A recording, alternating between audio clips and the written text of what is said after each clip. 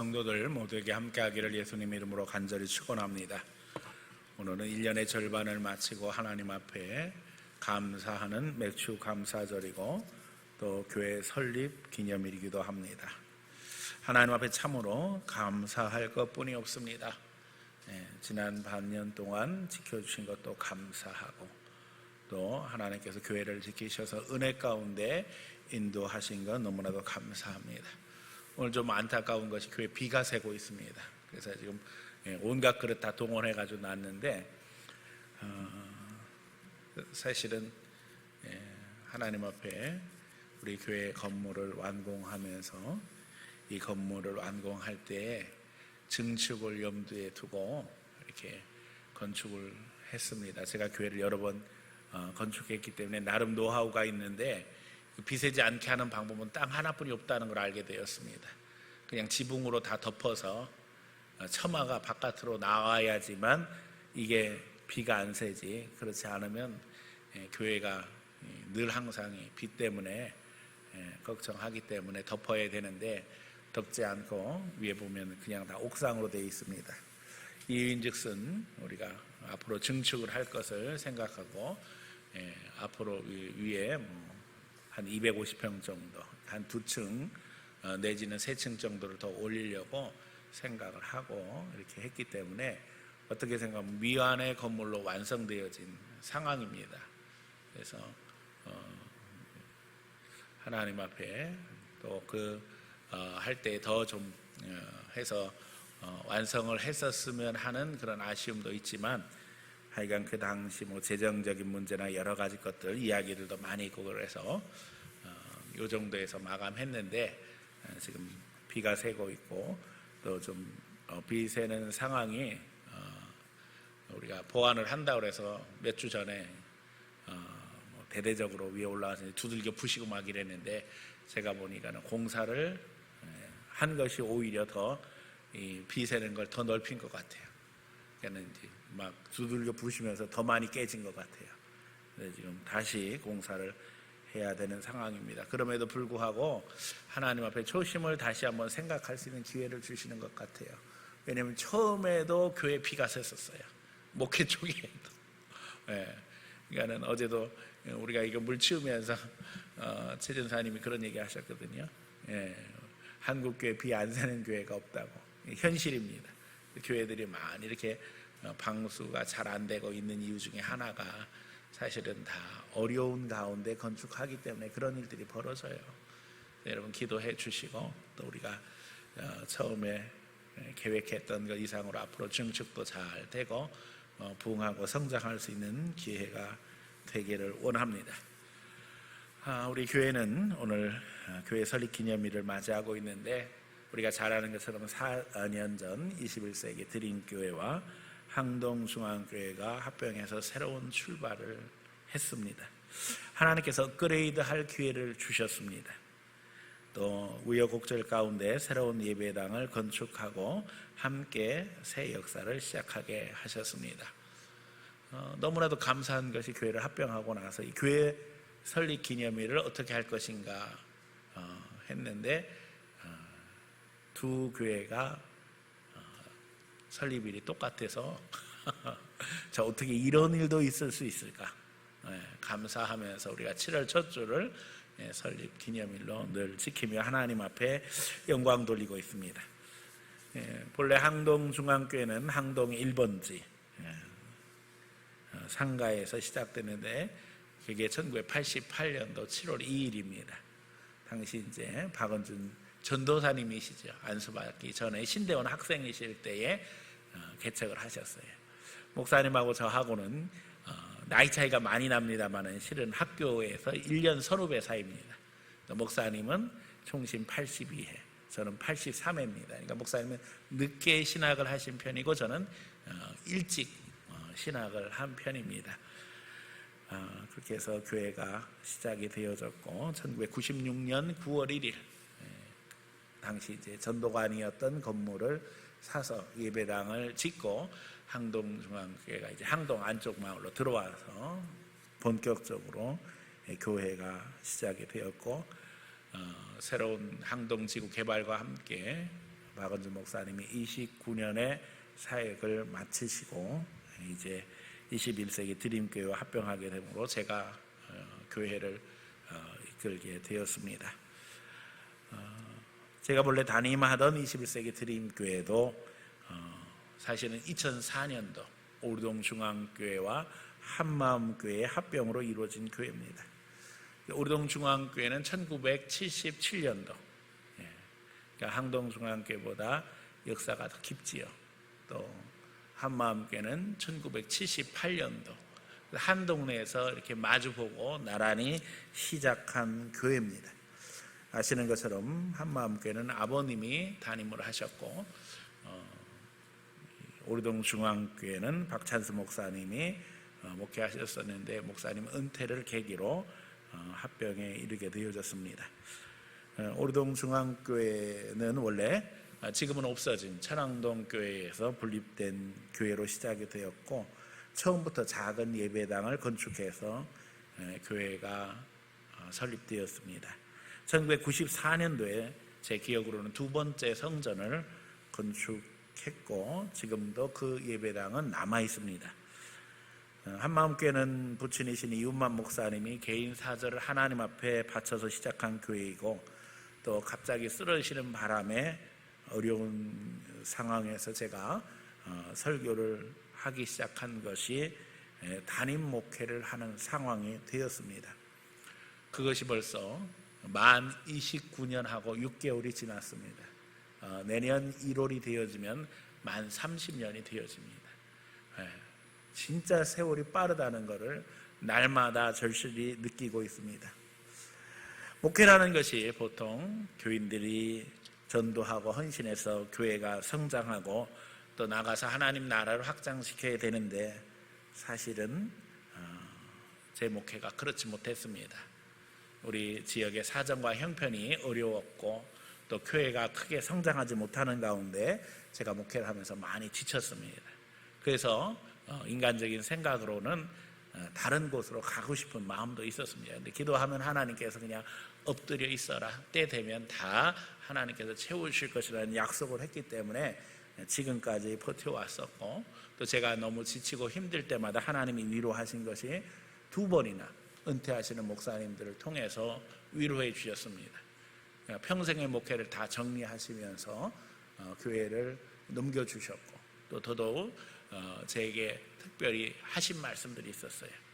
목사님, 우리 교회 형편이 넉넉지 못해서 좋은 목사님을 모실 형편도 못 되고 또 그런 상황이어서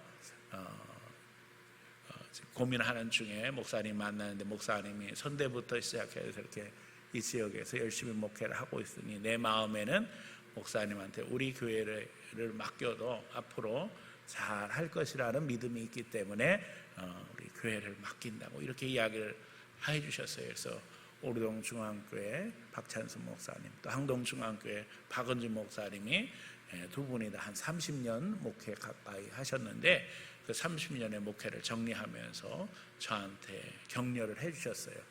그래서 사실은 이 교회는 우리 성도들이 눈물로 기도하고 헌신한 결과일 뿐만 아니라 어떻게 생각하면 그 위에 하나님의 더 큰 놀라운 은혜가 있었지요. 뒤돌아보면 어느 한 날, 어느 한 시간, 또 어느 한 영혼 귀하지 않은 것이 없습니다.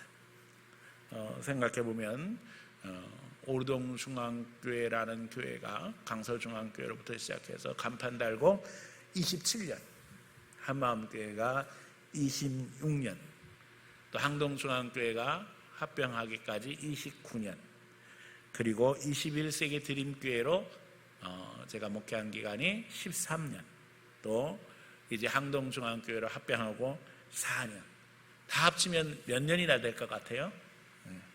어느 한 시간도 귀하지 않은 시간이 없다고 그랬잖아요. 99년째입니다. 이 99년의 시간이 오늘 다 모여서 이 자리에서 우리가 하나님 앞에 예배하고 있습니다.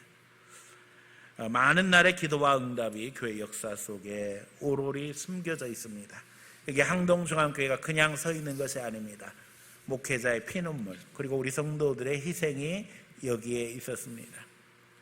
더욱이 감사한 것은 그 위에 더 좋은 것으로 채우시는 하나님의 은혜가 있어서 오늘 여기에 이르렀습니다. 제가 목회하면서 진짜 하나님 앞에 감사한 것은 말씀 속에서 주님이 위로해 주시고 격려해 주셨다는 것, 특별히 늘 지금도 강조하는 히브리서 11장 40절 말씀을 평생 붙잡을 수 있도록 해주셨다는 거예요. 더 좋은 것을 예비하신 하나님. 그래서 우리 주보에도 그 말씀이 첫 페이지에 늘 기록이 되어져 있고, 교회 이제 엘리베이터 타는 노비에도 그 말씀이 기록되어 있습니다. 하나님이 우리 위해서 더 좋은 것을 예비하셨은즉 우리가 아니면 저희로 온전함을 이루지 못하게 하려 하십니다. 더 좋은 것을 예비하신 하나님을 만나게 하시고 늘 그 가운데 주님의 영광을 드러내게 하셨습니다. 사실 혼자서 잘할 수 있다면 얼마나 좋겠어요. 그런데 우리의 힘이 모자랄 때 하나님께서는 합병의 길을 여셨고 또 힘을 모아 잘 감당하게 하셨습니다. 사실 한국교회가 여러 가지 위기를 만나는 가운데 어려운 교회들에게 우리 교회가 새로운 모델로 자리매김을 하면서 새로운 시대를 열어가고 있습니다. 많은 분들이 이제는 저에게 전화해서 이야기합니다. 목사님, 합병에 대해서 좀 이야기를 해주셨으면 좋겠습니다. 하나님이 어떻게 인도하시고 어떻게 교인들의 마음이 하나로 만들어졌는지 우리도 그런 부분들을 놓고 기도하고 있는데 목사님 좀 조언을 해주세요. 이런 이야기를 하시는 분들이 근년에 들어서는 많이 생겼습니다. 하나님의 인도하심과 역사가 오늘 있었기 때문에 우리가 이 자리에 있습니다. 특별히 지난 1년 동안 온 나라, 아니 전 인류가 코로나로 인해서 많은 어려움을 겪었습니다. 많은 분들이 낙심하는 상황이었는데 저는 이제 오늘부터 우리 성도들 모두가 다 하나님 앞에 소망하며 또 그 가운데 기대할 수 있는 역사가 있기를 축원합니다. 교회는 지난 1년 동안 너무나도 많은 은혜로 체험을 받았습니다. 사실은 이 위기 가운데 교인이 늘고 또 교회에 헌금이 늘었다는 것은 충격적인 감사지요. 너무나도 감사합니다. 이제 교회를 향한 하나님의 축복이 우리 성도들에게도 확산되기를 기대하고 있습니다. 하나님은 교회를 세워나가시면서 성도들을 통해서 일하십니다. 하나님께서 축복의 통로를 세우셔서 기둥을 만드시고 그 기둥들이 주의 일을 감당할 수 있도록 은혜를 베푸신다는 것입니다. 오늘 우리 한 사람 한 사람 하나님 나라의 기둥, 또 우리 항동중앙교회의 기둥이 되기를 축원합니다. 소망을 향한 기대 우리 모두에게 넘치기를 소원하며 이제 오늘 그 각오와 결단이 있기를 소원하면서 한 해의 절반을 뒤로 하고 이제 하나님께서 남은 반년도 축복하시고 아니 우리 남은 인생 전체를 축복하실 것을 기대하면서 오늘 이사야 62장 말씀 본문으로 말씀 증거하려고 합니다. 이 말씀 증거할 때에 주님의 은혜가 우리 모두에게 함께하기를 예수님의 이름으로 간절히 축원합니다. 첫 번째, 쉬지 않는 자가 되자는 겁니다. 회복이 그냥 이루어지는 것이 아닙니다. 누구나 다 회복을 갈망합니다. 이사야서의 대부분은 실은 절망적인 상황을 배경으로 하고 있습니다. 그러나 이제 후반부로 오면서 분명한 회복이 증거됩니다.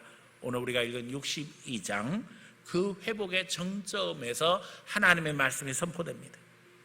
이제 하나님은 이스라엘을 위해 예루살렘을 위해 쉬지 않고 잠잠하지 않으실 것이다 말씀하십니다. 쉬지 않으시는 하나님, 잠잠하지 아니하시는 하나님. 오늘 우리가 읽은 본문 앞에 부분입니다. 나는 시온의 의가 빛같이 예루살렘의 구원이 햇불같이 나타나도록 시온을 위하여 잠잠하지 아니하며 예루살렘을 위하여 쉬지 아니할 것이라. 하나님은 이제 이스라엘 백성들을 위해서 쉬지 않으실 것입니다. 잠잠하지 않을 것입니다. 이것은 오늘 우리에게 주시는 말씀입니다. 그리고 이제 하나님께서 그 쉬지 않으심으로 말미암아 우리에게 주시는 축복의 메시지는 2절에 보니까는 이방 나라들이 내 공의로 무도항이 다 내 영광을 볼 것이요 너는 여호와의 입으로 정하실 새 이름으로 일컬음이 될 것이며 3절입니다. 너는 또 여호와의 손에 아름다운 관 하나님의 손에 왕관이 될 것이라. 왕의 머리 위에 씌워지는 왕관, 온갖 장식과 함께 권위가 있게 되어지고 또 화려함이 더하게 되겠죠.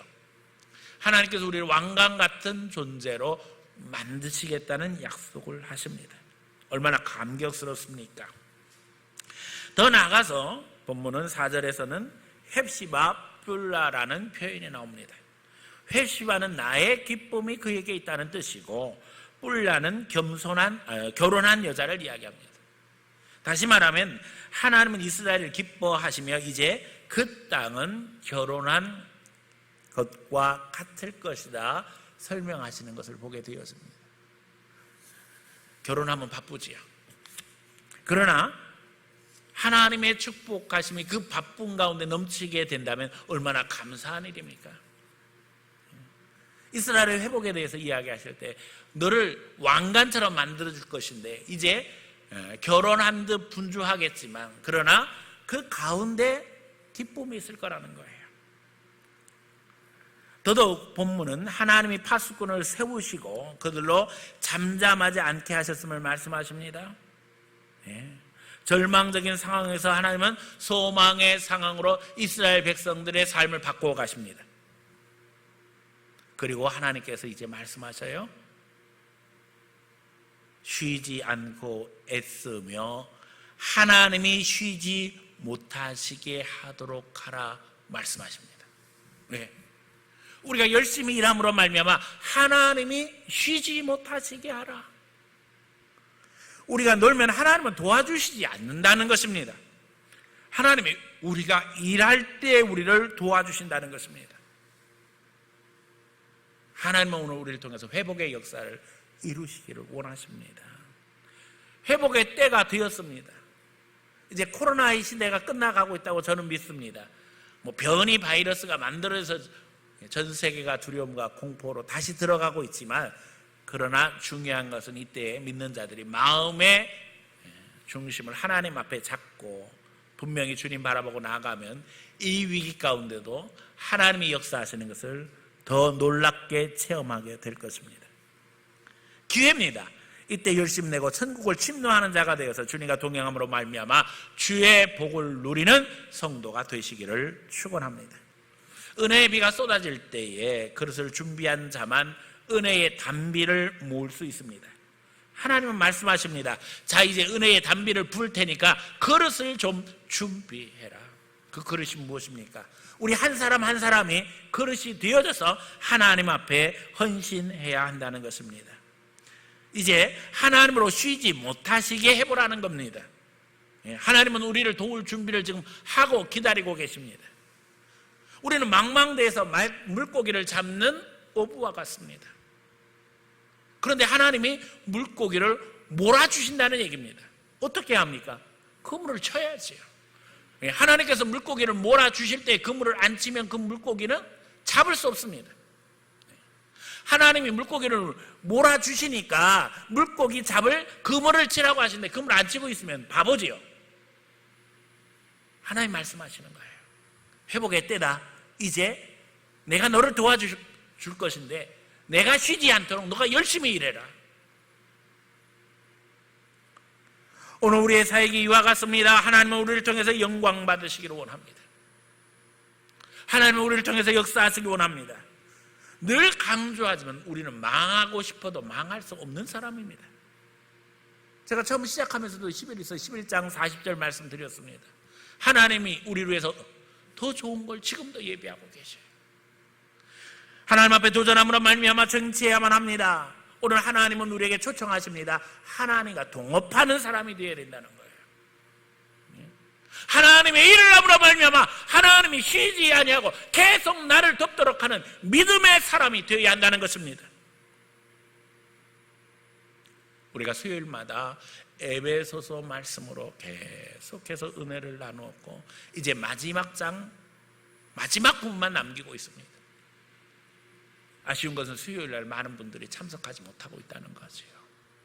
에베소서를 통해서 주시는 메시지는 너무나도 분명합니다. 하나님께서 교회를 통해서 주시는 놀라운 축복에 대해서 말씀하고 계셔요. 믿음 없는 사람은 교회가 그렇게 중요한지 모를 거예요. 그러나 주님은 이 세상에 오직 유일한 영적 기관으로 교회를 세우셨다는 거예요. 주님의 분명한 목적, 다시 말하면 모든 우주로 통일되게 하시는 하나님의 은혜 가운데 깊이 들어가 주의 풍성한 은혜를 누리도록 하게 하시기 위해서 하나님께서 교회를 세우셨어요. 예수님의 핏값으로 세워진 교회입니다. 이 교회를 세우시고 이 교회에 한 영혼 한 영혼 불러 모으셔서 지체를 만드실 뿐만 아니라 이 지체들에게 능력을 더하심으로 말미암아 하나님의 일을 감당하도록 오늘도 역사하고 계신다는 것입니다. 우리가 주의 일을 감당할 때 예수 그리스도의 지체로 성령께서 힘주시는 것을 체험하게 되어집니다. 하나님은 우리 시대의 회복의 역사, 부흥의 역사를 이루시길 원하고 계십니다. 여러분 점검하시기 바랍니다. 회복의 자리에, 부흥의 자리에 설 수 있기를 축원합니다. 회복의 마음, 부흥의 마음을 가질 수 있기를 축원합니다. 회복의 말, 부흥의 말을 할 수 있기를 축원합니다. 회복의 행동, 부흥의 행동을 할 수 있기를 축원합니다. 하나님은 회복을 원하시는데 회복의 자리에 서지 아니하고 다른 자리에서 방황하고 있다면 그 사람은 회복에서 제외될 수뿐이 없습니다. 하나님 회복의 역사를 이루시는데 회복의 마음을 갖지 아니하고 어떻게 이 은혜를 누릴 수 있겠습니까? 회복의 말을 하지 아니하고 어떻게 하나님의 도구가 될 수 있겠습니까? 회복의 행동을 하지 않으면서 어떻게 하나님의 부흥을 기대할 수 있겠습니까? 우리 늘 점검해야 합니다. 나는 회복의 자리에 서 있는가? 회복의 마음을 가지고 있는가? 회복의 말을 하는가? 회복의 행동을 하는가? 예수님을 묵상하며 주님의 방법을 간구하시기 바랍니다. 하나님 편에 서는 성도들이 되어야만 합니다. 맥추절의 핵심 메시지는 너무나도 분명합니다. 첫 번째 추수감사가 마지막까지 계속되어진다는 겁니다. 이스라엘 사람들은 맥추절에 첫 추수를 합니다. 그리고 사실은 다음 추수를 기대합니다. 더 큰 추수감사, 수장절이 기다리고 있기 때문입니다. 이번에 추수를 허락하시는 하나님, 다음에 더 큰 추수를 주실 줄 믿습니다. 한국교회는 그 전통을 가지고 와서 1년의 절반이 끝나고 난 7월 첫째 주를 맥주 감사절로 드립니다. 하나님 지난 반년도 지켜주신 감사합니다. 앞으로 반년도 하나님께서 책임져 주실 줄 믿습니다. 물론 본래 맥추절은 보리 추수를 감사하는 절기였지요. 그런데 현대의 의미에서 우리가 아는 것처럼 보리 농사를 짓는 사람은 없지요. 이제 한 해의 반년을 정리하면서 하나님 앞에 주여 이 반년 이 어려운 상황에서도 지켜주셨는데 나머지 반년 지켜주실 줄 믿습니다. 지켜주실 때 더 큰 은혜 베푸실 줄 믿습니다. 오늘 맥주 감사절 하나님 앞에 감사하며 더 큰 감사를 기대하며 하나님 앞에 회복의 감사 바라보는 가운데 심령 부흥이 있고 회복이 있고 하나님 앞에 기쁨이 있고 그래서 을라로 헵시바로 체험받는 귀한 성도들 다 되어지기를 예수님 이름으로 간절히 축원합니다. 두 번째, 추수의 기쁨을 기대하자는 것입니다. 농사 짓는 사람들에게 추수하는 것만큼 기쁜 일은 없습니다. 씨를 뿌렸으니까 추수하는 것은 너무나도 당연하지요. 그런데 고대 근동엔 늘 추수 때에 전쟁이 있었습니다. 성경에 보면 전쟁하는 때가 있습니다. 그때가 언제냐? 추수 끝나고 난 다음입니다. 추수 끝나고 나면 시간이 좀 남지요. 그런데 내가 추수한 것 가지고는 살아가게 부족하게 되니까 남의 것을 뺏으러 나서는 자들이 생기게 되어집니다. 그래서 추수 끝나고 나면 전쟁이 있게 되어지고 전쟁을 하게 되어지면 내가 추수한 것을 빼앗기는 일이 허다하게 벌어집니다. 그것은 우리가 살고 있는 동북아시아에도 마찬가지였습니다. 특별히 중국의 역사를 보게 되어지면 북방의 기마민족이 남방의 농경민족들을 향해서 공격해오게 되어집니다. 추수가 끝나고 나면 중국에 보면 만리장성이 있습니다. 만리장성을 쌓은 이유가 그겁니다. 제발 넘어오지 말아라. 그런데 농경민족과 기마민족이 싸우게 되면 결과는 분명합니다. 말 타고 덤벼드는 사람들을 어떻게 이길 수 있겠어요? 그러니까 번번이 농경 민족은 질 수뿐이 없습니다. 이게 중국 역사입니다. 그러니까 추수를 기대하면서도 사실은 농사 짓는 사람들은 두렵습니다. 이거 우리가 추수 끝내면 바로 적들이 공격해 올 텐데, 이거 뺏으러 올 텐데. 강박관념이 존재하게 되어지고, 그래서 어떻게 생각하면 중국 사람들은 중국 역사의 최대의 토목 사업을 해서 만리장성을 쌓게 되어지지요. 하나님은 이스라엘 백성들에게 말씀하십니다. 빼앗기지 않도록 내가 보호해 줄 것이다. 너희가 수고한 것을 너희가 먹게 될 것이고, 또 그 추수한 것들을 너희가 소유할 수 있도록 내가 지켜줄 것이다. 여러분, 오늘 우리는 이 부분에서 별다른 감동이 없습니다마는 오늘 이 본문을 읽고 있었던 이스라엘 백성들의 마음은 우리와는 달랐다는 것입니다. 수고하지 않고 얻으려는 자는 강도요 도적입니다. 하나님은 그런 자를 도와주시지 않는다는 것입니다. 제가 늘 강조하지만 우리 그리스도인들은 생산적 존재가 되어야 한다는 겁니다. 생산적 그리스도인이 되어 섬기는 가운데 추수하며 하나님의 상급을 누리는 거룩한 백성으로 살아가기를 하나님은 오늘 우리에게 요구하고 계십니다. 제가 늘 강조하지만 하나님 나라에서 또 교회 안에서 소비적 존재가 되어서는 안 됩니다. 오늘 우리가 소원하는 하나님의 은혜가 그냥 되는 것은 아닙니다. 우리는 늘 은혜로운 예배를 기대합니다. 은혜로운 설교를 기대합니다. 은혜로운 찬양을 기대합니다. 여러분, 그게 그냥 되는 줄 아세요? 거기에는 수많은 헌신 보이지 않는 희생이 있을 때 비로소 가능한 것입니다. 은혜로운 교회가 그냥 되는 게 아닙니다. 은혜로운 교회를 갈망하면서 사람들이 교회를 찾아 헤매기도 하지만 은혜로운 역사를 이루기 위해서 오늘 하나님과 동역하지 않으면 하나님의 이 은혜로움은 우리에게 증거되지 않는다는 겁니다. 생산적인 존재는 나눠주고 베풀고 헌신하는 사람입니다. 여기에는 반드시 하나님이 책임져 주시는 은혜가 있습니다. 그래서 거기에 즐거움이 있게 되어지는 것입니다. 반대로 소비적 존재는 남의 희생을 밟고 서 있으면서 늘 불평하는 사람들은 말합니다. 누군가 나를 섬겨주기를 바라고, 나를 위로해 주기를 바라고, 격려해 주기를 바라고, 챙겨주기를 바라고, 그러면서도 불평합니다. 여러분, 영적으로 분별해야 합니다. 그 배후에는 마귀가 역사하고 있다는 겁니다. 그렇기 때문에 영적으로 얻어먹고 사는 존재인데도 불구하고 늘 불평을 계속합니다. 자기는 조금도 희생하지 않으면서. 저는 이런 사람들을 덩달이라고 이야기합니다. 이스라엘 역사에 보면요, 출애굽할 때에 명분 없이 덩달아 나온 사람들이 있습니다. 이스라엘 백성들이 자유를 얻어서 출애굽하게 되어지니까 우리도 그냥 같이 이스라엘 백성들하고 따라 나가자 이래가지고 쫓아나온 사람들이 있다니까요. 덩달아 나온 사람들입니다. 성경은 이 사람들을 더 노골적으로 잡족이라고 표현하고 있습니다. 잡족. 족보가 없는 사람들이라는 거예요. 늘 불평하고 과거 이야기를 합니다. 우리는 애굽에 있을 때가 더 좋았다. 그때는 고깃가마가 있었고 거기에는 심지어 오이도 있었고 마늘도 있었다.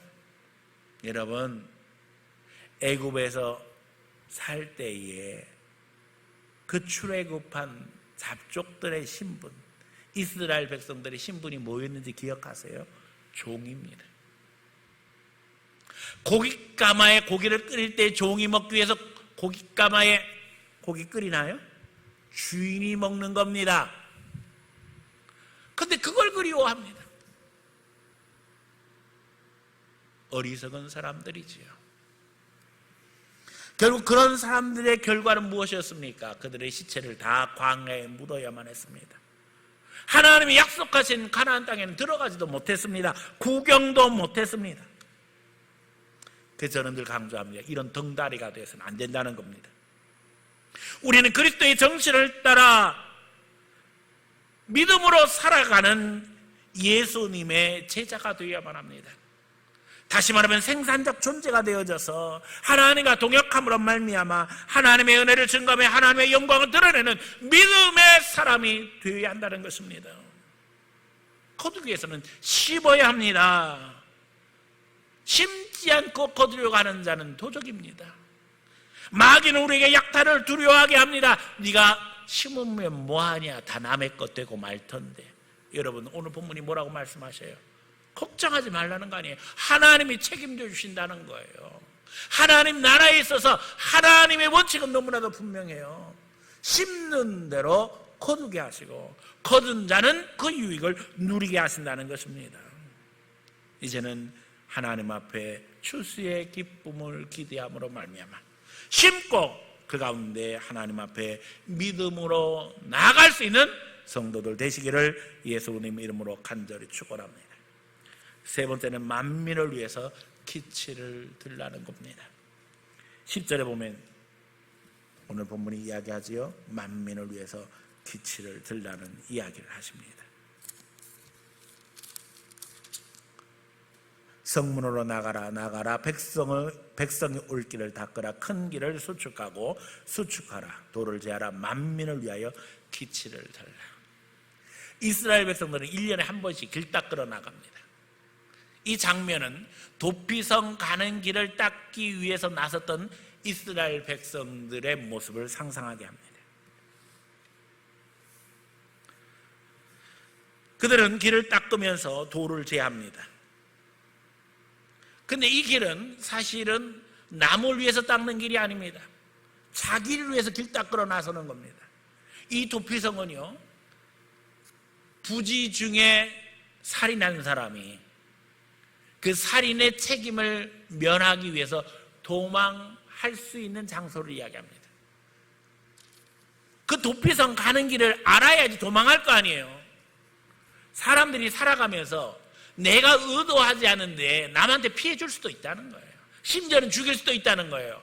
그런데 그것으로 인해서 사형을 받게 되면 너무 억울하잖아요. 내가 그 사람 죽이려고 한 것도 아닌데. 그러면 도망할 수 있는 길을 하나님이 마련해 두셨다는 거 아니에요. 그래서 그게 도피성이에요. 그리고 그 도피성 가는 길을 누구나 잘 알아야지 그 위기 상황에 도망갈 수 있잖아요. 그러니까 1년에 한 번씩 나와서 길 닦는 거예요. 사실은 이것을 통해서 이스라엘은 도로가 발전하게 되어지고, 어떻게 생각하면 이 도로가 발전됨으로 말미암아 무역국가로 발전하는 이유 중에 하나가 됩니다. 교통의 요충지가 되죠. 사람들이 길을 닦으러 나섭니다. 나를 위해서 닦는 길입니다. 남을 위해서 닦는 게 아니라니까요.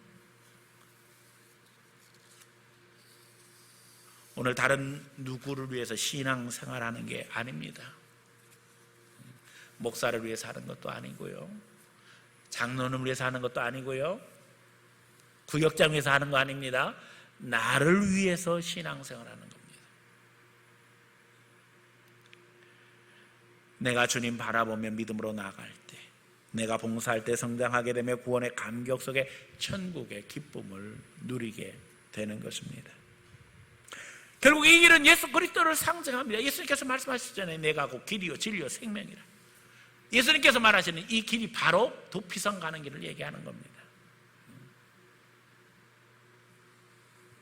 하나님의 분명한 뜻은 회복입니다. 회복의 역사 속에서 동참하게 될 때 내가 그 은혜를 누리는 증인으로 살게 됩니다. 여러분, 우리가 어떻게 회복에 동참할 수 있습니까? 기도로 동참해야 합니다. 예배로 동참해야만 합니다. 봉사로 동참해야만 합니다. 그 가운데 하나님이 일하시는 것을 보게 될 것이며 그 가운데 감격이 있게 될 것입니다. 오늘 특별히 오후 예배, 2부 예배 후에는 재직회가 있습니다. 본래 우리 교회 재직회는 항존집만 참여하도록 되어 있습니다.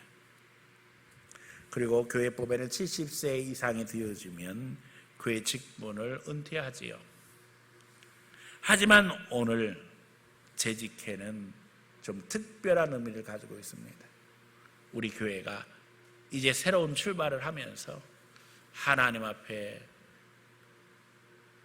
같이 동행하기를 원하는 사람들은 다 오기를 바라고 오픈된 재직회로 재직회를 개최하려고 합니다. 직분, 나이, 성별에 상관없이 하나님 사랑하고 교회 사랑하는 사람들이 모이기를 원합니다. 2부 예배 끝나고 나서 15분 있다 시작합니다. 15분 동안 기도하라는 거예요. 찬양대도 헌금위원들도 다 중지하고 하나님 앞에 내가 하나님 나라의 기쁨이 되기를 원합니다. 율라 헵시바의 역사가 있기를 원합니다. 추수하는 자가 되기를 원합니다. 헌신해서 이 교회를 하나님의 나라를 세우기를 원합니다. 다짐하는 분들은 2부 예배 후에 다 참여할 수 있기를 부탁드립니다. 나는 1부 예배 드렸는데요, 갔다가 오세요. 오늘 너무나도 중요한 날입니다. 사실 오늘 1부 예배 없이 그냥 맥주 감사드리니까 다 같이 예배를 드리려고 계획을 하고 있었습니다. 근데 또 지금 방역 강화가 되었지요. 그래서 그냥 나누어서 예배를 드리고 있습니다.